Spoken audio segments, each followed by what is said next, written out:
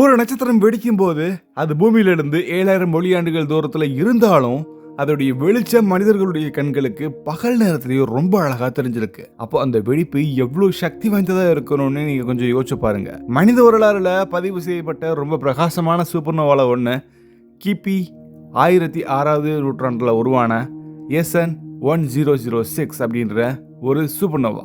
இது ஒரு நட்சத்திரத்துடைய ஆரம்பம் கிடையாது, இது ஒரு நட்சத்திரத்துடைய முடிவு அப்படிங்கிறது குறிப்பிடத்தக்கது. இதோடைய வெளிச்சம் எந்த அளவுக்கு இன்டென்சிட்டிவாக இருந்துச்சுன்னா, அதோடைய வெளிச்சத்தினால நம்ம பூமியில் நிற்கக்கூடிய மனிதர்களோ அல்லது மற்ற பொருட்கள்லையோ அது ஒரு நிழலை உருவாக்கக்கூடிய அளவுக்கு ரொம்ப பிரகாசமாக இருந்திருக்கு.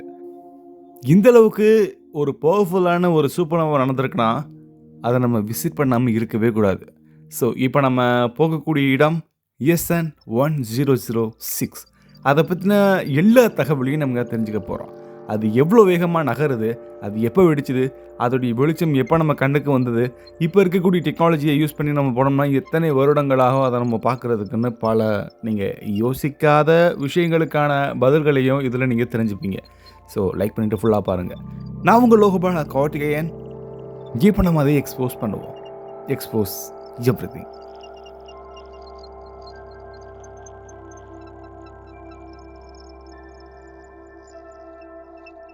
கிபி 1006வது வருஷம் மே மாதம் பூமியில் வடக்கு தெற்கு அரைக்கோளங்கள்ல இருந்து வானத்தை பார்த்த மனிதர்கள் ஒரே விஷயத்தை கவனிச்சாங்க. இரவு நேரத்தில் வானத்தில் மட்டும் இல்லாமல் பகல் நேரத்துலையும் ரொம்ப தெளிவாக ரொம்ப ரொம்ப அழகாக தெரிஞ்ச ஒரு புதிய வெளிச்சம். சீனா, ஜப்பான், அரபு அந்த மாதிரியான ஏரியாக்களில் இதை எல்லா இடங்கள்லையும் அந்த வெளிச்சத்தை பதிவு பண்ணியிருக்காங்க. சிலர் அதை வெள்ளி கிரகத்தை விட பிரகாசமான ஒரு வெளிச்சம் இருந்திருக்கு அப்படின்னு எழுதியிருக்காங்க. சிலர் நிழல் விழுகிற அளவுக்கு ரொம்ப வெளிச்சமாக இருக்குது அப்படிங்கிறதையும் குறிப்பிட்டிருக்காங்க. இப்போ நம்ம பார்த்தது அது ஒரு குறிப்பிட்ட சாதாரணமான ஒரு நட்சத்திரம் கிடையாது. அது முழு நட்சத்திரத்துடைய வாழ்க்கையை முடிக்கக்கூடிய ஒரு தருணம். பிரபஞ்ச அளவில் ரொம்ப மிகப்பெரிய வெடிப்பு அதுன்னே நம்ம எடுத்துக்கிறலாம். அதுதான் எஸ்என் 1006. எஸ்என் 1006 அப்படின்றது ஒரு சூப்பர்னோவா. அதுவும் அது டைப் 1A சூப்பர்னோவா.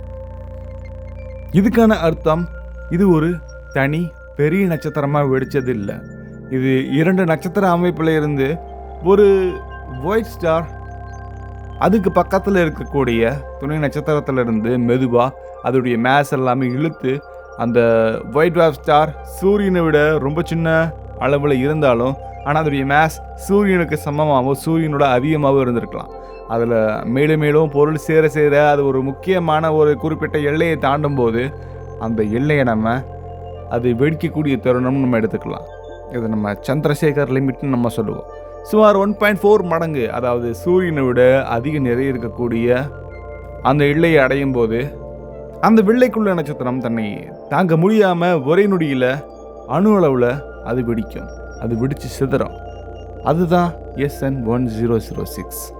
இந்த வெடிப்பு நடந்த இடம் நம்ம பூமியிலிருந்து சுமார் 7200 ஒளியாண்டுகள் தூரத்தில் இருக்கு.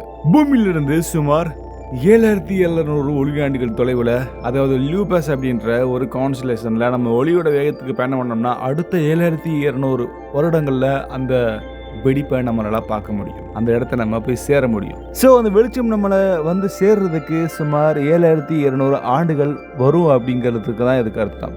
இப்போ நம்ம பார்க்குற அந்த வெளிச்சம் கிபி 1006 நடந்த ஒரு நிகழ்வுடைய விளைவுன்னு நம்ம சொல்லலாம். எஸ்என் 1006 இப்போ அது ஒரு சூப்பர்னோவாவோட ரிமினண்டாக இருக்கலாம். அதாவது வெளிச்ச நட்சத்திரத்துடைய எஞ்சியுள்ள வாயு துகள் பகுதிகள் இப்போ தொடர்ந்து விரிவடைஞ்சிட்டே இருக்கு.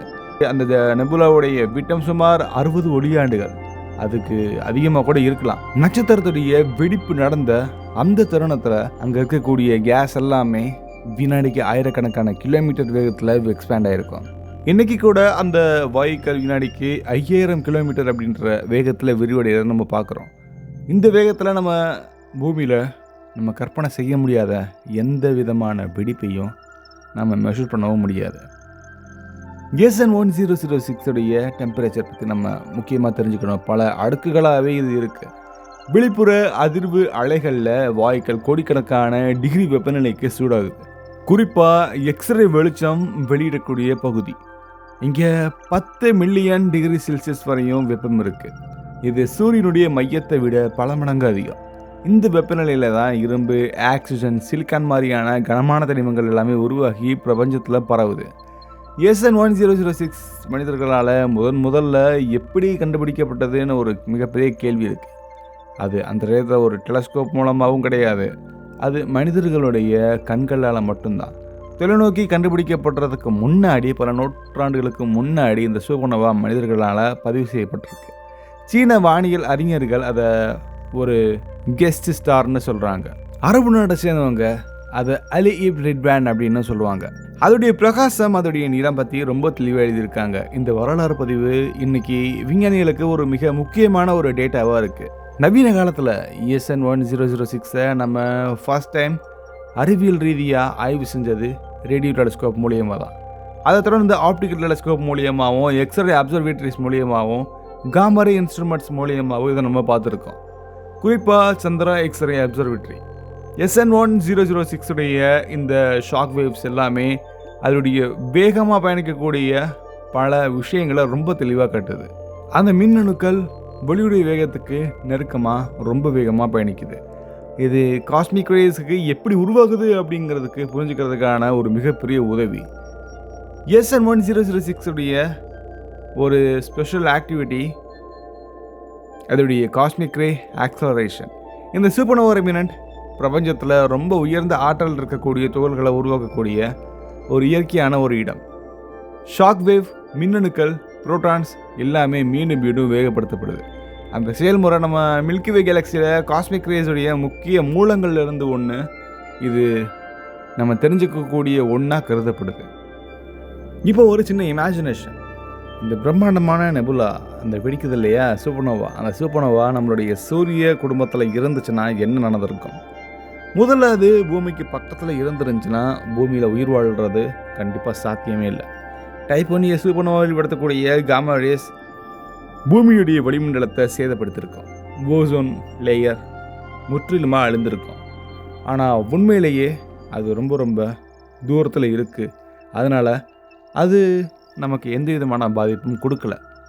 நம்ம இப்போது இருக்கக்கூடிய வேகமான விண்கலங்களை வச்சு நம்ம அந்த இடத்துக்கு போனோம்.